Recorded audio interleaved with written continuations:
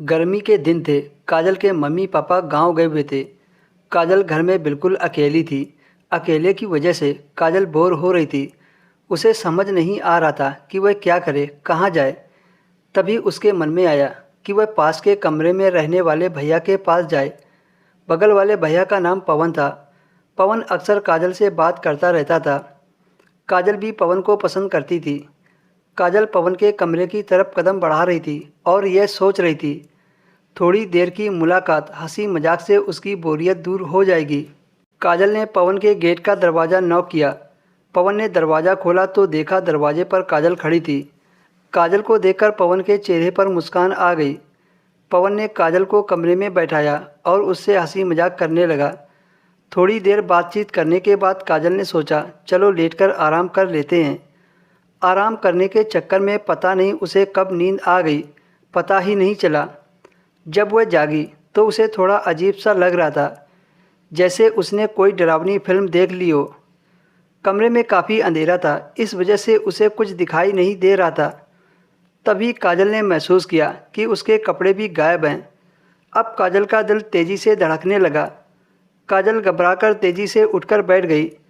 Bed के पास में ही पवन खड़ा था। पवन ने काजल से पूछा, क्या हुआ, तुम घबराई हुई क्यों लग रही हो? काजल ने कहा, भैया वो मेरे कपड़े। पवन ने काजल का दर्द समझा और उससे बोला, तुम चिंता मत करो, मैं तुम्हारे कपड़े तुम्हें ढूंढ कर देता हूँ। पवन ने काजल को दिलासा दिलाई और कमरे से बाहर निकल गया। काजल को कुछ समझ नहीं आ रहा था कि यह सब क्या हो रहा है। काजल अपने आप को शांत करने की कोशिश कर रही थी, पर अंदर से उसकी बेचैनी बढ़ती ही जा रही थी। कुछ देर बाद पवन वापस कमरे में आया और काजल से कहा कि तुम्हारे कपड़े कहीं नहीं मिले, पता नहीं ऐसा कैसे हो रहा है, लेकिन तुम चिंता ना करो, मैं बाहर जाकर देखता हूँ, शायद कहीं मिल जाए। काजल पूरी तरह से घबरा गई थी। उसे तो कुछ समझ नहीं आ रहा था कि क्या हो रहा है, लेकिन वह इतना तो समझ गई थी कि उसके साथ कुछ ठीक नहीं हो रहा है। अब काजल ने खुद ही अपने कपड़े तलाश करने शुरू कर दिए। उसने पूरे कमरे की तलाशी ले ली, लेकिन उसको कहीं भी कपड़े नहीं मिले। वह डरते डरते घर से बाहर निकली। घर में कोई नहीं था। पवन भी उसे कहीं दिखाई नहीं दे रहा था। वह पवन को इधर उधर देखने लगी। तभी काजल की नज़र दरवाजे के पीछे पड़ी तो उसने देखा पवन दरवाजे के आड़ में खड़े होकर धीरे धीरे मुस्कुरा रहा था। काजल ने पवन से पूछा, क्या हुआ? पवन ने कहा, कुछ नहीं, थोड़ी देर में सब ठीक हो जाएगा। काजल ने पूछा, कैसे सब ठीक हो जाएगा?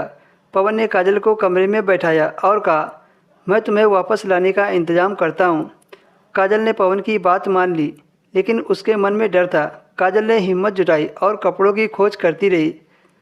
रात भी होनी शुरू हो गई थी। काजल को अपने कपड़े वापस लाने बहुत ज़रूरी थे, नहीं तो वह क्या पहनकर अपने घर जाएगी। काजल तो अभी पवन के कपड़े पहने थी। कपड़े ढूंढते ढूंढते काजल बाथरूम में पहुंच गई तो देखा उसके कपड़े वहीं टंगे थे।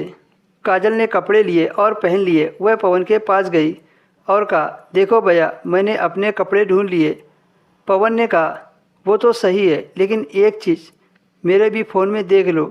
पवन ने अपने फ़ोन में काजल को कुछ दिखाया, जिसे देखकर वह दंग रह गई। वह सोच भी नहीं सकती थी कि पवन उसके साथ ऐसा कर सकता है।